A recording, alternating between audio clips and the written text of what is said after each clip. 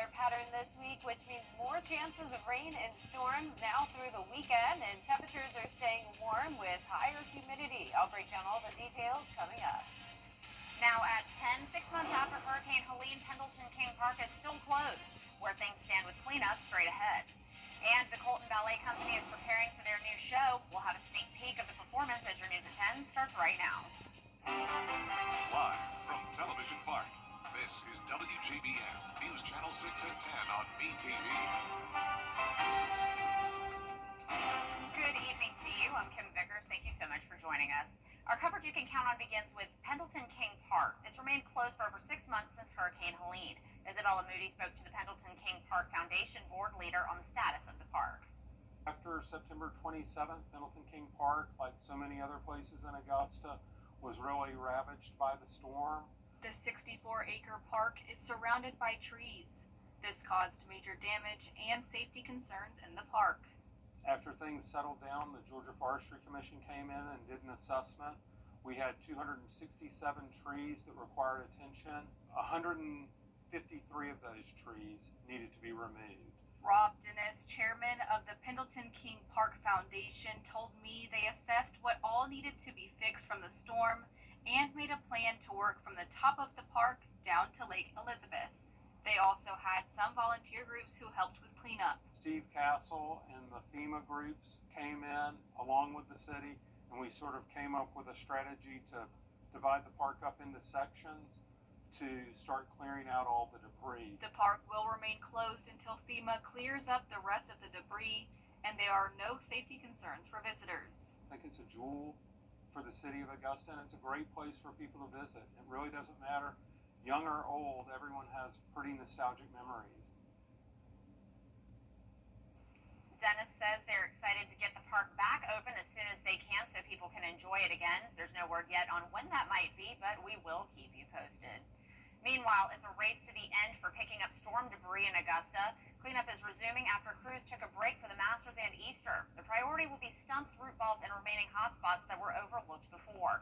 Augusta's debris manager says the size of the stumps and root balls makes it more difficult to clean up. There's a lot of them. We've spent the time off marking things and getting it ready so we can try to do this thing organized and methodical. Give me a deadline.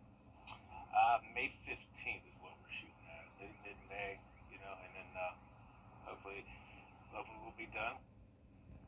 Castle says one issue with removing stumps in city parks is they must first be examined by state archaeologists. He says this is to prevent any artifacts from being disturbed. And it's time now for a quick first checkup. Your forecast with Chief Meteorologist Jenna Petracci. Jenna, it started off pretty nice, but it got a little wet a little later on. Yeah, we definitely heard our fair share of thunder and lightning here in Augusta, and several places in the CSRA dealt with these strong to severe storms. But pretty much as soon as the sun set, the storms diminished. And right now on Live Viper 6, we're just seeing a few lingering showers. All of the lightning has cleared, and as we zoom in here, you can see those light showers across Clarks Hill Lake, down into the metro parts of Aiken County, and then down into Emmanuel and Jenkins as well. So overall, not much going on late tonight, and the rainfall totals today were very spotty. Some places surpassed the 3-inch mark, while others didn't get a drop of rain. Now, all of us could use the rain as we are still in the drought, but so far, 0 inches recorded at Augusta Busch Field for today, and over the past 10 days, really. For the month of April, we're still at just 1.5 inches, so we are in a deficit. Our low today was above average at 58. High today was near average at 81.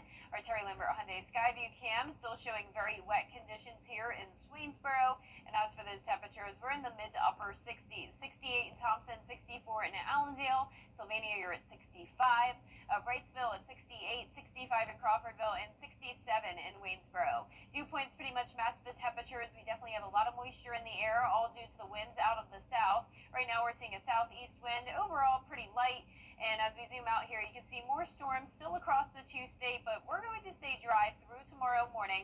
Temperatures in the lower 60s, and then we'll see more chances of storms over the next few days. Coming up, I'll have a look at your futurecast and your 10-day forecast, so stay with us. But back to you, Kim. All right, Jenna, thank you. An update on the Wagner Fire District. According to the Aiken County Council, starting May 1st, the district will be broken up. The service for the unincorporated areas will be pushed to the 4 surrounding districts around Wagner. The city will have to handle its own services. Local campus police share how they are working to ensure safety for students and staff after the mass shooting at Florida State University last week. Under Georgia State law, students and staff are lawfully allowed to carry a concealed weapon on college campuses. The campus carry law refers to public college and university campuses and requires the individual to qualify as a lawful weapon carrier. But the Augusta University Police Department shares how they're working to ensure students' safety without feeling the need to carry. We actively patrol our campus 24 hours a day, 7 days a week. So there's always going to be Augusta University police officers on campus patrolling, actively working, and keeping their eyes open to help keep this campus safe proactively. You can download the free app Rave Guardian, which will allow you to call 911, schedule a timed virtual escort, text campus police, and more. Experts say recent shows like Adolescence and Kidfluencing shed light on mental health issues children may face. They advise that parents ensure their children's phone has location sharing activated, update their medical ID and emergency contacts in case they get into an accident, speak to their child or a counselor if they notice changes in behavior, and do not allow kids to use digital devices behind closed doors.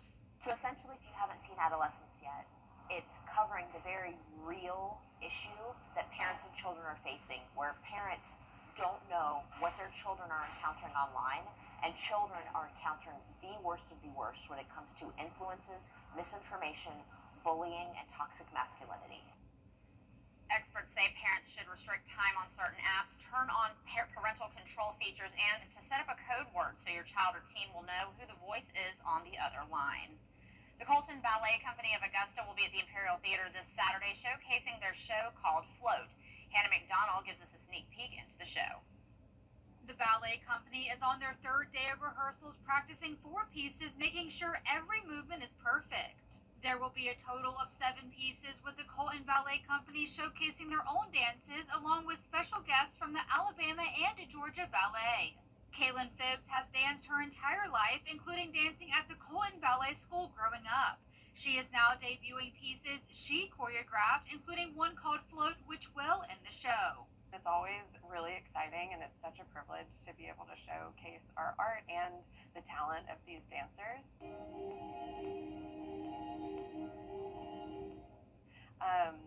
We were talking, my staff and I were talking earlier this week, that it's so sad that we only get one opportunity to really do this, and so hopefully in the future we'll be able to do it again, but it is really exciting and just a privilege to be able to share art with the community. I spoke with Bree Brogan, who has been dancing for 12 years and says she is most excited for the audience to see all the different types of dances. The versatile pieces and all the diversity of it, because we have classical, we have contemporary, we have more modern pieces. It's a very diverse show, I feel like. They have worked so hard, and it has been a long, pretty intense rehearsal process, all while they have lives outside of their dance too. And so I hope that they're really excited and that the community is going to come out and support them. Phibbs says she appreciates all the hard work the dancers have put in and hopes the community loves the show as much as they do. In Augusta, Hannah McDonald, WJBF, News Channel 6. We have that summer-like weather pattern continuing throughout the week, so we're staying very warm, pretty muggy, and those rain chances are sticking around. I'll have that full Viper 6 forecast after this break. First time that when I see him, a lot of stuff came into my mind because I wasn't prepared at all. I know the first 3 months of his life were really important, and I wanted to be there all the time for him. First time he was like, "Daddy, Daddy." That was one of his first words.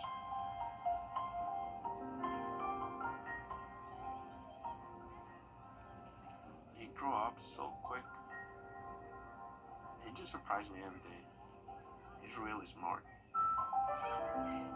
I really think he can be an astronaut, president. But I'm gonna support him for wherever he wants to be. Whether he wanna be a photographer, musician, whatever. As a father, I guess you don't focus on you. I put himself first. That's what a dad does. races on the NASCAR calendar. Talladega is just treacherous. Anything can happen. You can't win the championship at Talladega, but you sure can lose it. The NASCAR Xfinity Series. Coverage begins Saturday at 3 on CW6. Brought to you locally by Hardee's, where there is always goodness in the making. Stop in for fresh baked biscuits, crispy hand-breaded chicken, and charbroiled 100% Angus beef burgers. Every day, ordinary people in the CSRA do extraordinary things to serve our community. Each month, News Channel 6 recognizes these outstanding volunteers with the Giving Your Best Award. Do you know an everyday hero who goes the extra mile to help others? Nominate them for the Giving Your Best Award by visiting WJBF.com and filling out the entry form. Sponsored by Science Co., Piedmont Augusta, Security Federal Bank, and News Channel 6.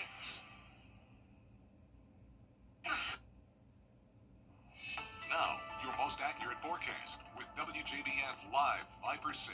Welcome back. Some of you may have seen some thunderstorms today, while others did not receive a single drop of rain. We had the hit or miss storms around starting in the afternoon, continuing until around sunset, but right now it's nice and dry. Here's a look at our Terry Lambert Hyundai Skyview cam in Waynesboro. We're sitting in the upper 60s, a southeast breeze of 7 miles per hour, dew points in the middle 60s, and around the CSRA we have 65 in McCormick, 66 in Sparta. Sandersville, you're still at 70, 67 in Waynesboro, 64 in Allendale, and 67 in Bamberg. Now our satellite and radar is still showing some lingering showers here up towards the lake and parts of the metro, and then a couple lingering lightning strikes there in Emmanuel County, but I'm not expecting any more severe weather, at least for now. The cold front is still draped across the area. Instead of passing down to our south, this will stall out, and that'll keep some rain chances present over the next few days. If you're headed out to the fair tomorrow, you will want that rain gear with you, but no need to fully cancel your plans, at least in the early evening. Later on, there is going to be a more likely widespread rain coming through, and we'll take a look at that in a moment.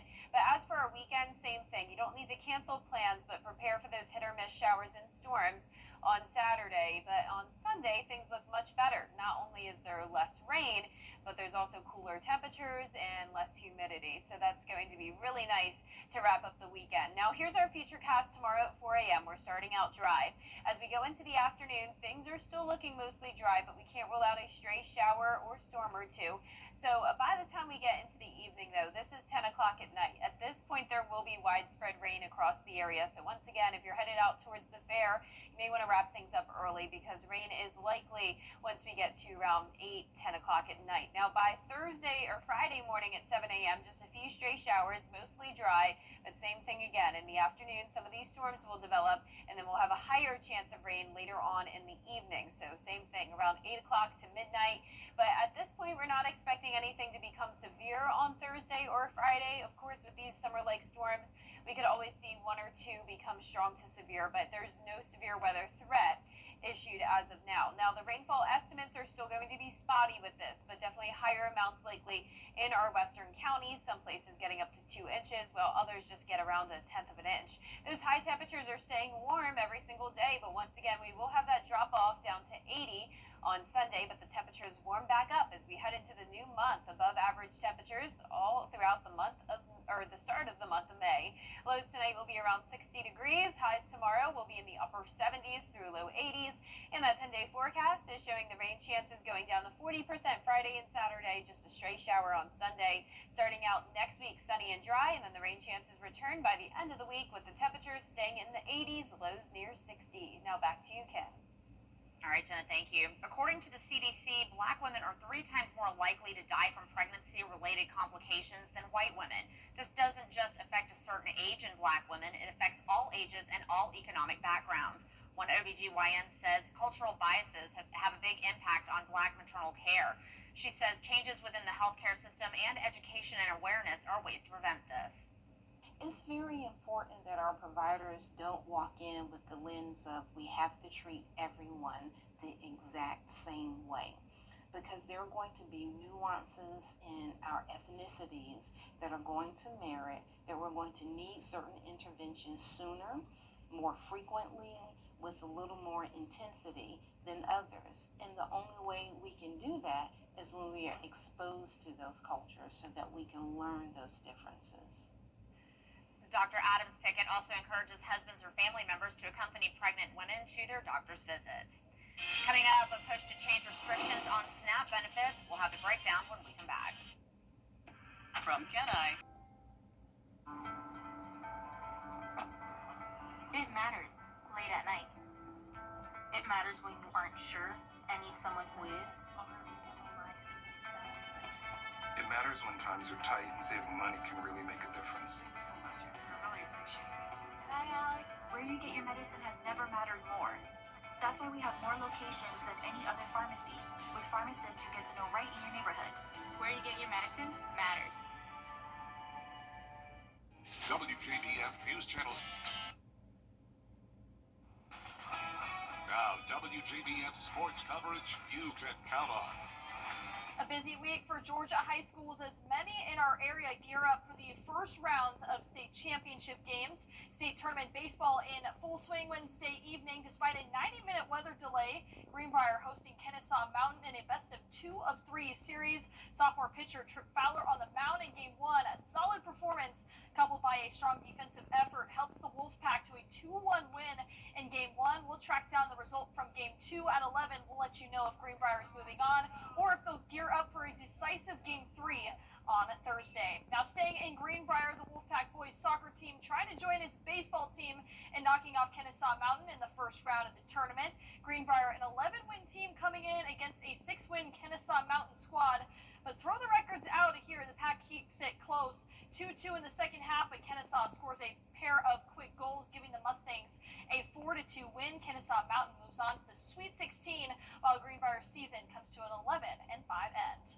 We'll keep it in Evans, but across the way to Lakeside, the Panthers boys soccer team looking to punch its ticket to the Class A 5A Sweet 16, hosting South Paulding in first round action. A scoreless tie at the half before the Lakeside freshmen snuck in the Panthers' first goal about a third of the way through the second half. Lakeside would add on 2 more to take a 3-0 win. They'll move on to face Habersham Central next Wednesday.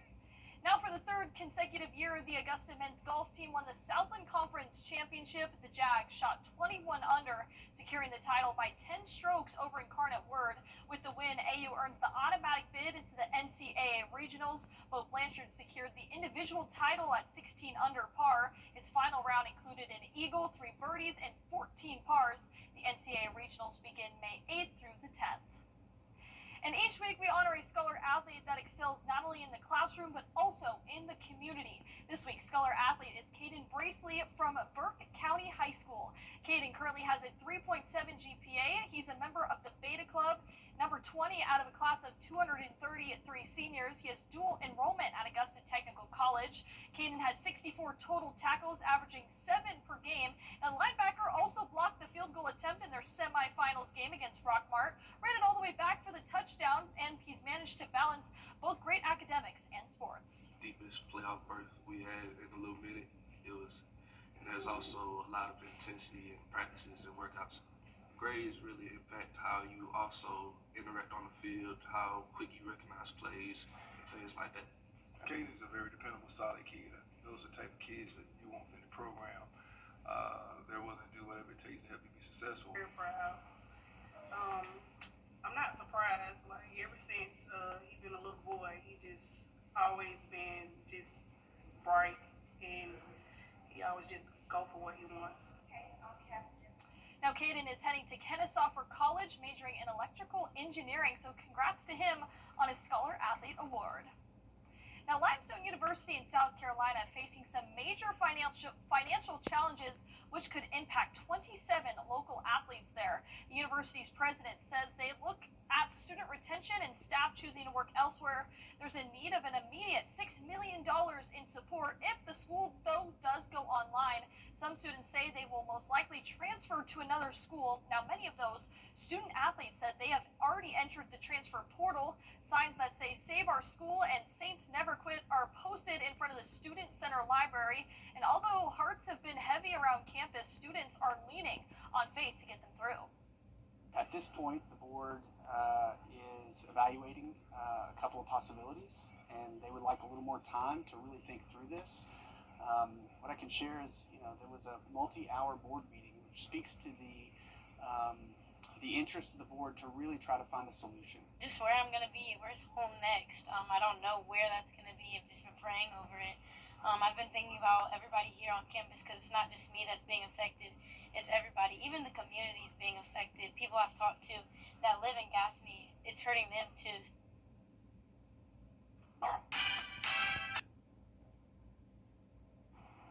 And last but not least, after months of uncertainty, the Children's Museum of Pooler, Georgia is turning the page, finding a temporary new home after losing their lease earlier this year.